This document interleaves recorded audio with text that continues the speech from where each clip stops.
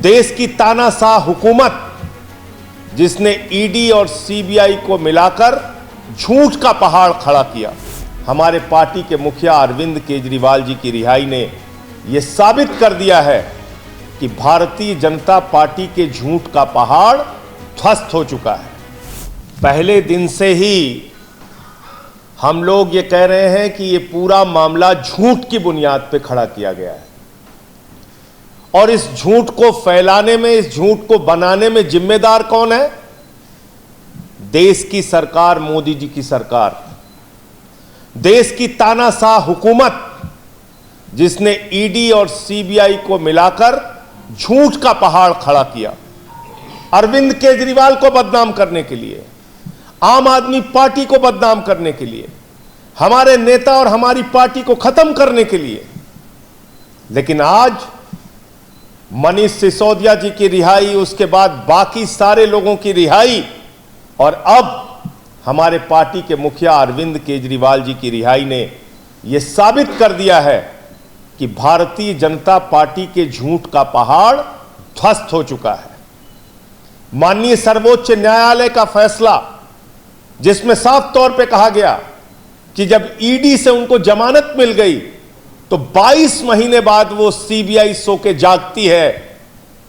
जिसने 22 महीने पहले केजरीवाल जी से पूछताछ की थी, 22 महीने बाद सो के जागती है कि केजरीवाल को अरेस्ट करना है।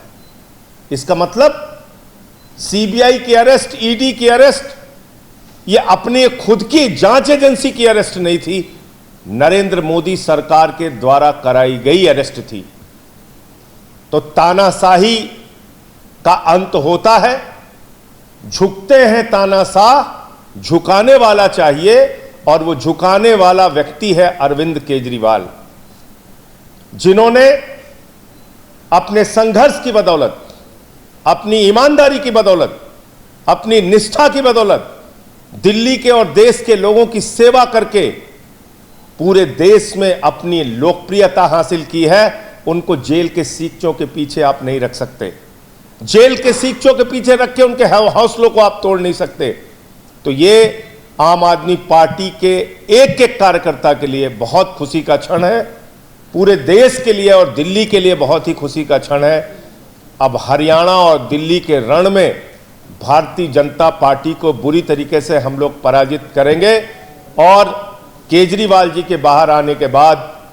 उस अभियान में भी बहुत बड़ी मजबूती मिलेगी। आज फिर से एक बार सुप्रीम कोर्ट ने यह कहा कि सीबीआई सरकार का तोता है। तोता मैना, ईडी, सीबीआई, इनका इस्तेमाल करके आप बाबा साहब के संविधान को खत्म नहीं कर सकते, इनका इस्तेमाल करके आप लोकतंत्र की हत्या नहीं कर सकते, इनका इस्तेमाल करके आप दिल्ली की चुनी हुई सरकार को खत्म नहीं कर सकते, अरविंद केजरीवाल की ईमानदारी और उनकी लोकप्रियता को खत्म नहीं कर सकते। यह सुप्रीम कोर्ट के फैसले से साबित हुआ है। तो मैं फिर से एक बार अपनी पार्टी की ओर से, केजरीवाल जी की ओर से,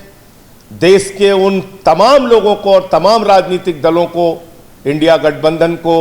जिसने इस पूरी लड़ाई में हम लोगों का साथ दिया, सबको हृदय से आभार व्यक्त करते हैं कि इस अभियान में, इस लड़ाई में, इस संघर्ष में उन्होंने हमारा साथ दिया।